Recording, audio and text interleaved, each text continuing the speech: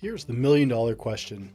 How do men like us reach our full potential and grow into the men we dream of being while taking care of our responsibilities, working, being good husbands, fathers, and still take care of ourselves?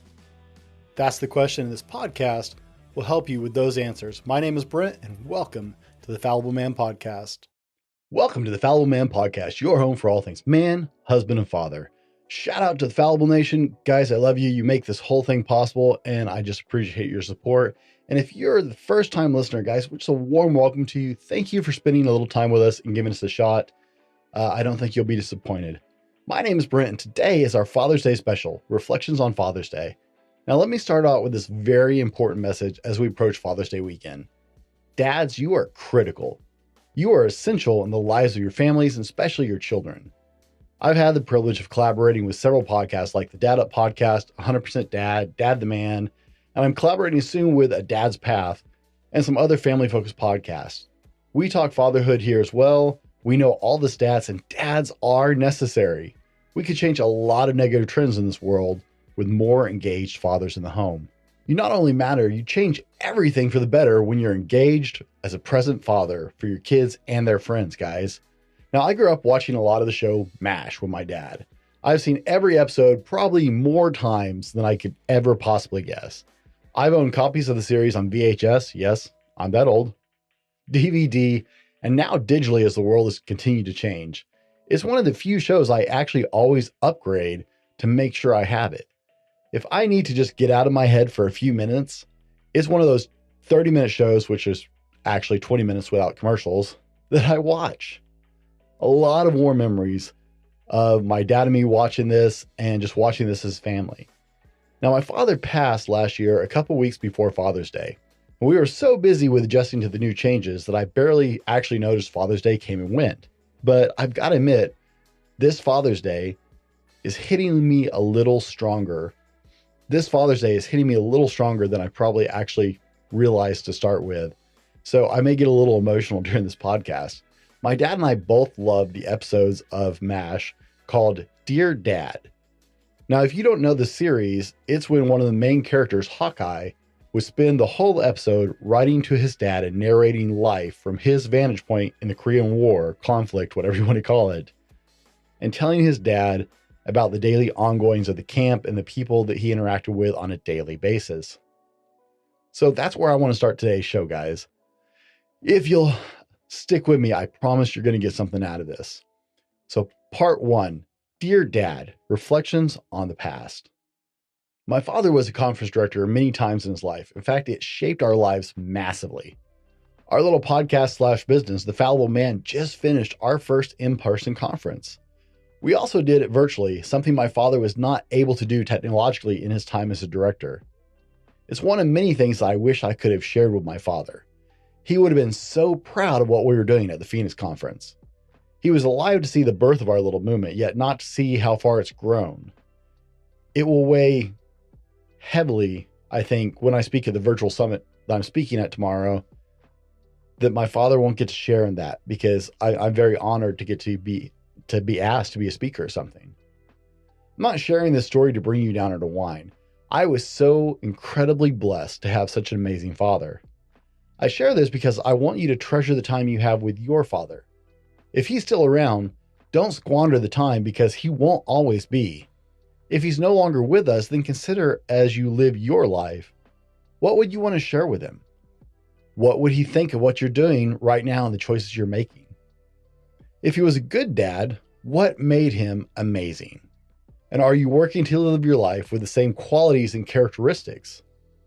If he was a crappy dad, have you raised yourself to a much higher standard so your children will be better off to make sure they have a better father than you did? Or did you use having a crappy father to justify you being a shithead yourself? What do you wish he had told you? What do you wish you could tell him? It doesn't matter if you had the best dad in the world, because you didn't, I did, or if you had the worst dad. Either way, it can make you an incredible father if you let it shape you. Don't waste the time you have with the people that matter and let their example fuel you into the father you want to be. Dear Dad, My little radio show hosted and stood up with 30 men who have launched a movement and committed to stand with young people as examples, role models, and mentors. That no child will walk alone. We had 7 amazing speakers that inspired and equipped us. You did this. This is a piece of your legacy because this is who you raised me to be, and my legacy will be because of your legacy. Thank you. Part 2. Bad ties, socks, and handmade cards.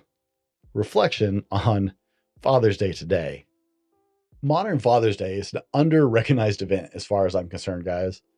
Society doesn't place the value on fathers that we ought to, as we know from the stats, that all of those podcasts that I've been able to be a guest on and the men I've talked to can tell you.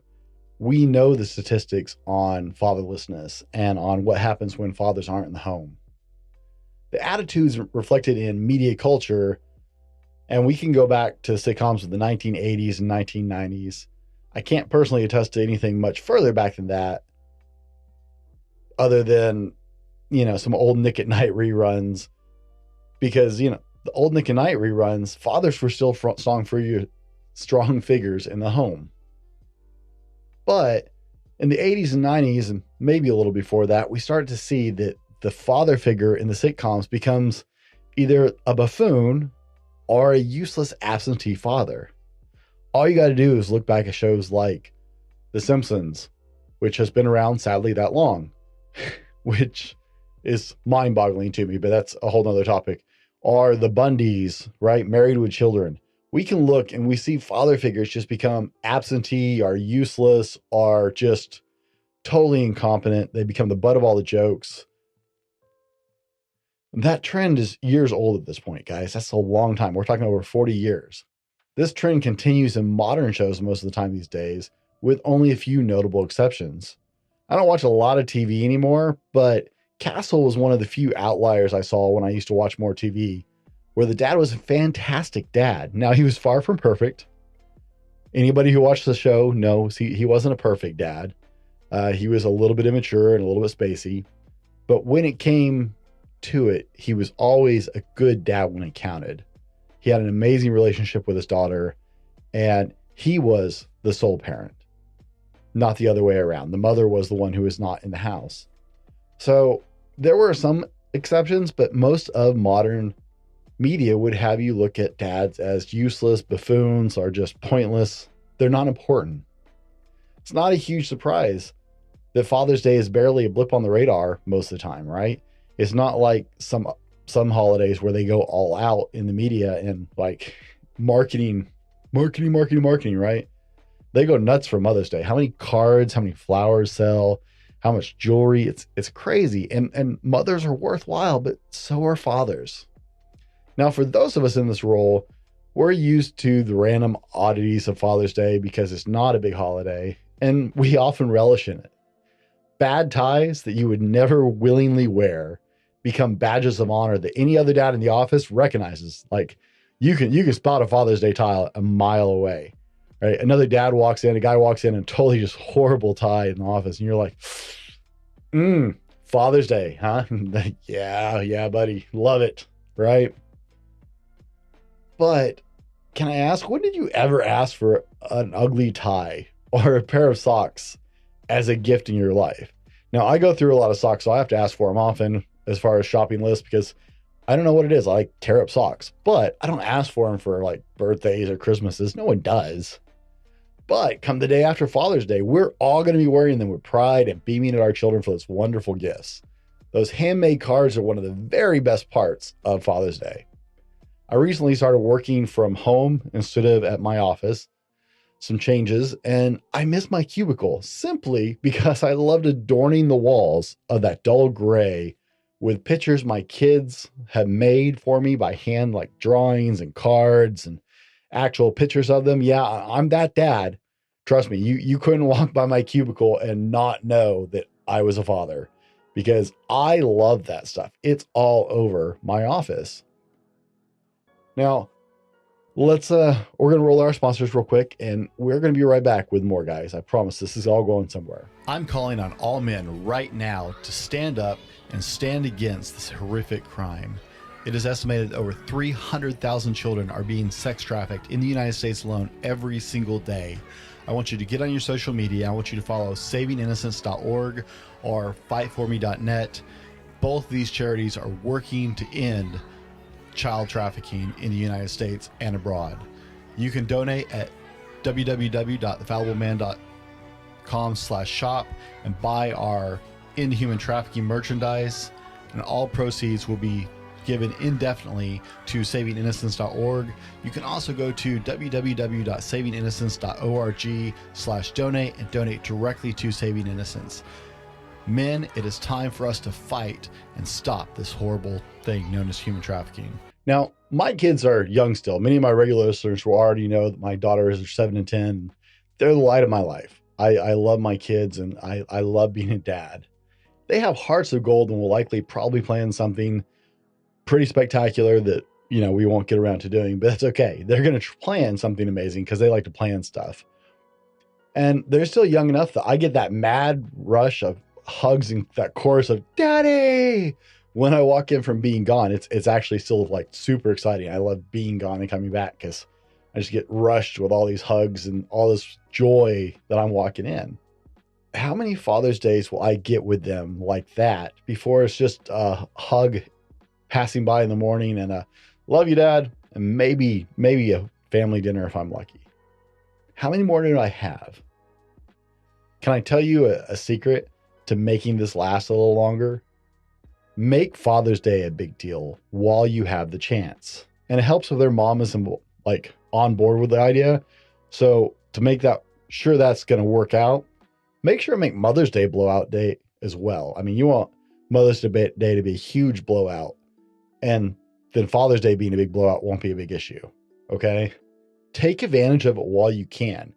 Make it incredible family time.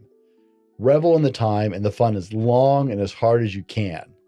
Life's going to catch up way too fast, and they will outgrow Father's Day unless you instill it as a very special family time early on and reinforce it with your actions. Post your cards. Celebrate your children's hard work and gush over every drawing and every minute and every word. If you really want to up the ante, do it without screens. That makes it way better. Play games, cook food, play outside, go do something. Refuse to let the world interfere with your special day by time blocking it on your calendar, something we talk about here on this channel all the time. Guys, it will go away soon enough. I promise, all too soon, we will be in the past wishing we had spent time and said things, both as fathers and as children.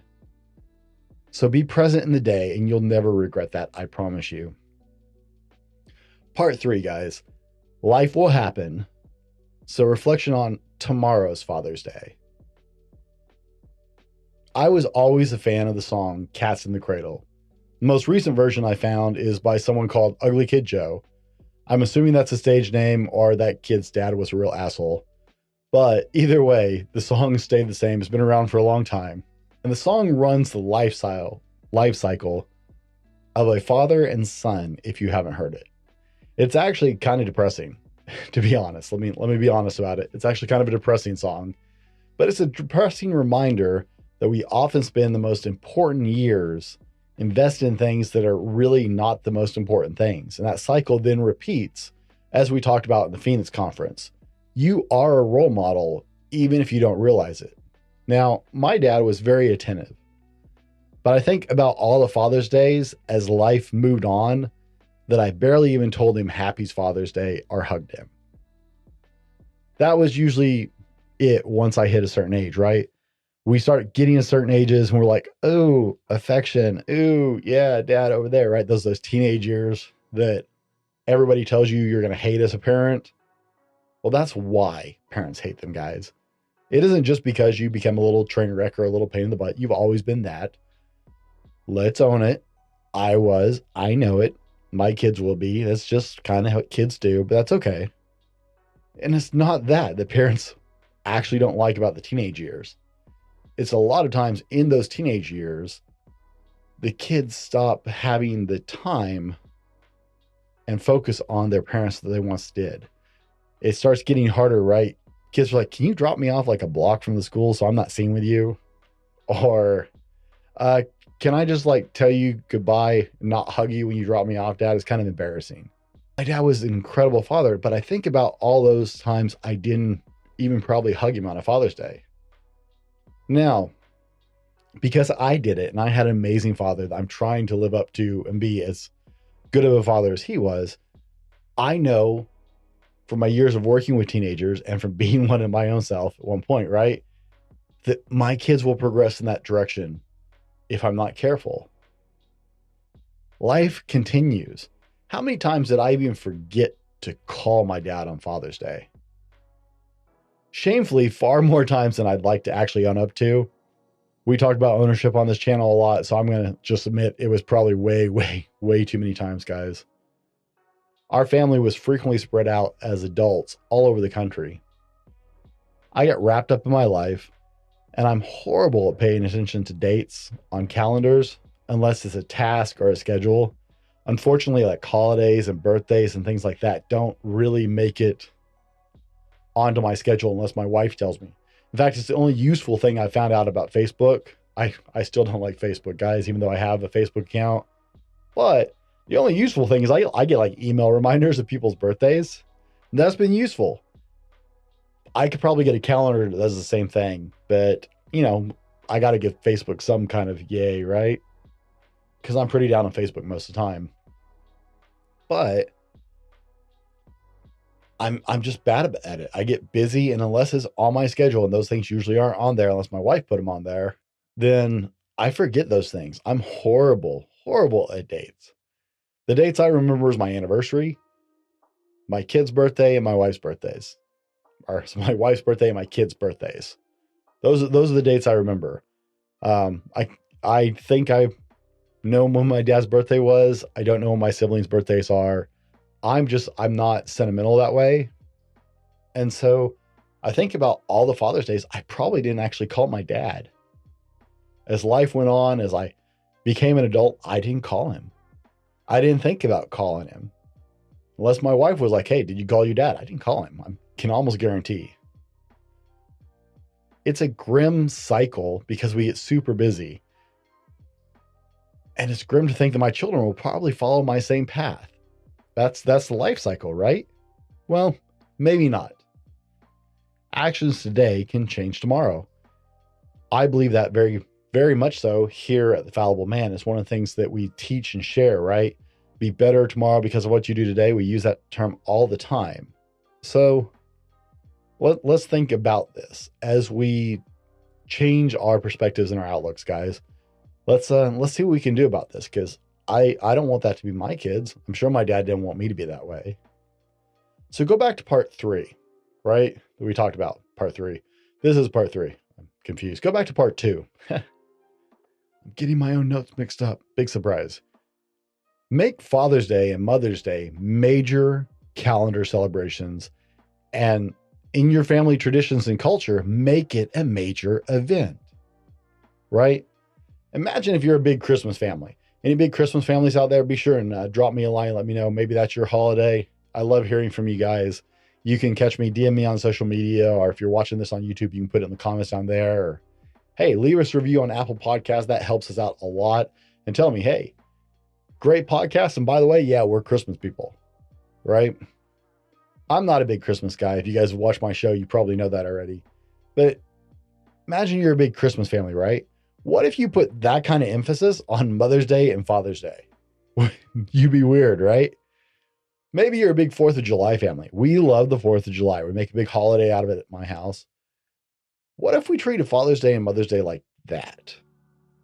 You can make tomorrow's Father's Day something special, not just for you, but for the following generations of your family, by making it a major family tradition and part of your family culture to have a big celebration on that day, to honor fathers, to honor mothers on Mother's Day. Now, imagine if your children's children never had that same grim thought that their kids would only be a phone call one day, or maybe not even that. What if that ever even crossed their mind?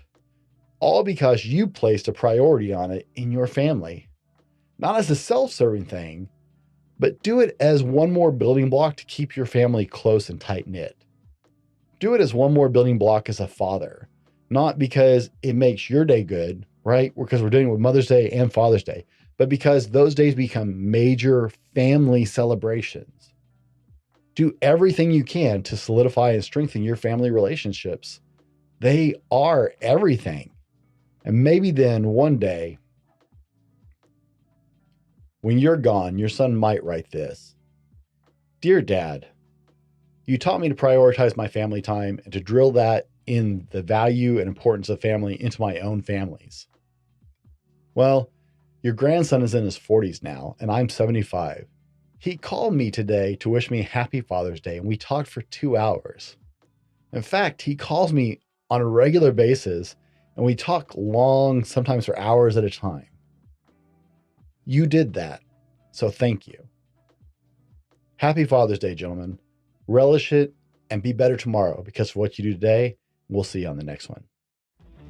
This has been the Fallible Man Podcast, your home for everything man, husband, and father.